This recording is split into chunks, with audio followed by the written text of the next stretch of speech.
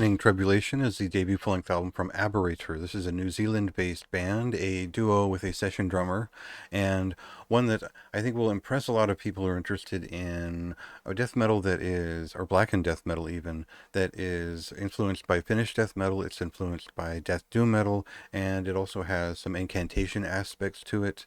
It's fitting that they grabbed the drummer from Arak to play on this record, because his playing style really fits their writing style and the types of riffs they're coming up with here.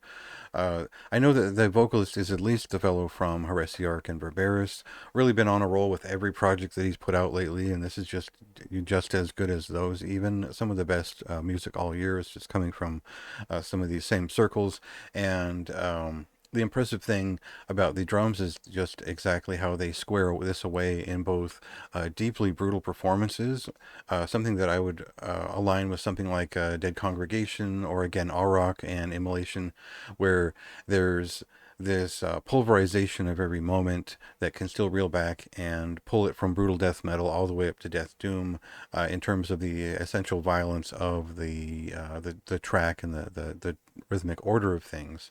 So there's a versatility in the very bones of this work that make it work through both heavily dissonant work and more straightforward chromatic work that make the whole experience really engaging, but also depressive and nihilistic in its tone as well.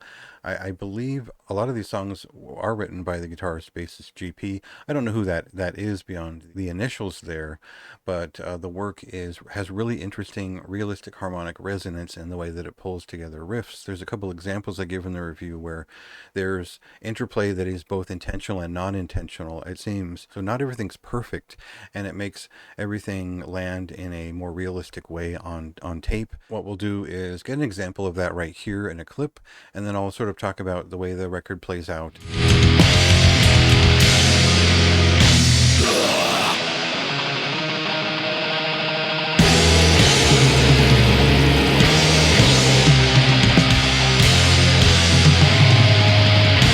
So for me, this was an interesting record because there was something in the back of my mind that was pinging, that was saying this is a little bit familiar. The theme is different, but the production values feel pretty similar to that Heresiarch record. I didn't know there was an association there initially until I kind of looked into it, and you definitely get the feeling that this is a very organic, realistic render in general. It went for a sound that is over the top and brutal, but also has a little bit of extra depth to it.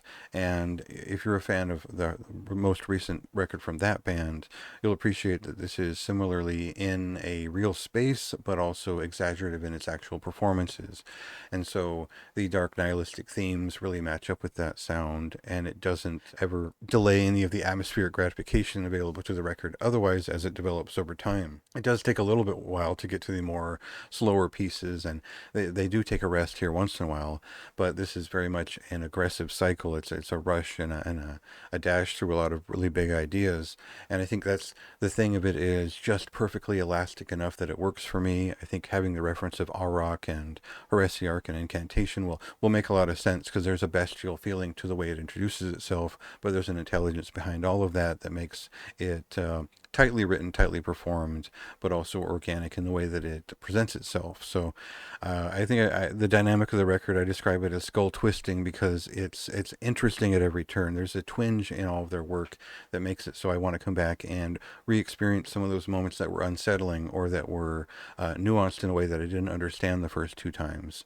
And so I found myself coming back to this one, and eventually give it a high recommendation. This is one of the stronger records of October. Definitely deserves a lot of praise for everything they put together, all the work for this debut in terms of the art direction and the unique production values. We don't get enough of that anymore, but also just being a new band and bringing such a strong presentation up front really makes a great first impression for those paying attention to the details. And I would say if you do pay attention to those details, this is probably a record for you.